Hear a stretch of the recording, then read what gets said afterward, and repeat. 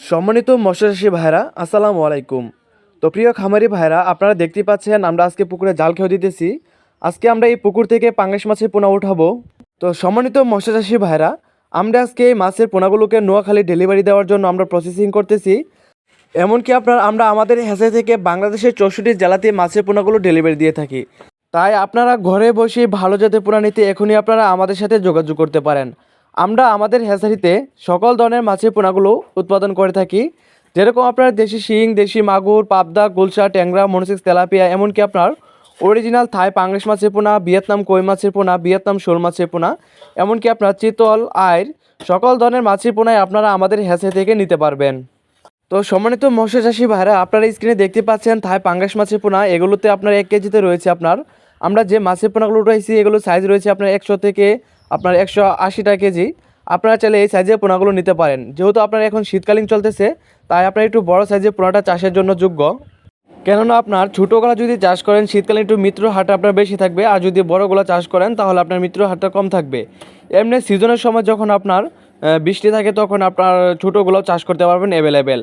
তো প্রিয় খামারি ভাইরা, আপনারা যদি এই মাছের পোনাগুলো নিতে চান তাহলে এখনই আপনারা আমাদের ভিডিও স্ক্রিনে থাকা নাম্বারে যোগাযোগ করতে পারেন।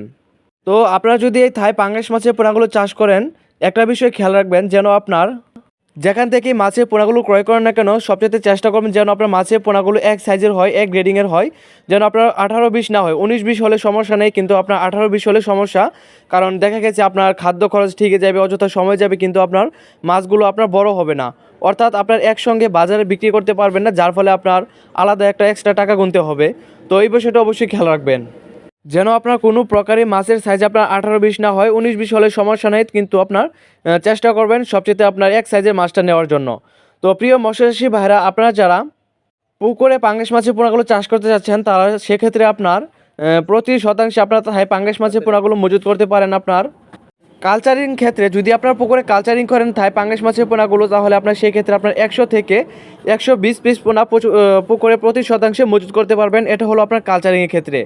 আর যদি আপনার পোনা নিয়ে আপনার 20টা থেকে 25টা কেজি বড় করে এরকম সাইজ করে আপনার বাজারে বিক্রি করে দিতে চান, তাহলে আপনার প্রতি শতাংশে 500 থেকে 600 পিস পোনা মজুত করতে পারবেন। আর যদি আপনার রেনু ছেড়ে পুকুরে রেনু ছেড়ে আপনার পোনা বানিয়ে বিক্রি করে দিতে চান, তাহলে আপনার সেক্ষেত্রে আপনার প্রতি 5% জায়গাতে আপনার 1 কেজি রেনু দিতে পারবেন। তো এই বিষয়টা খেয়াল করে অবশ্যই মাছের পোনাগুলো পুকুরে মজুত করবেন। তো সম্মানিত মৎস্যচাষী ভাইরা, সকল ধরনের মাছের পোনা নিতে এখনই আপনারা আমাদের সাথে যোগাযোগ করতে পারেন।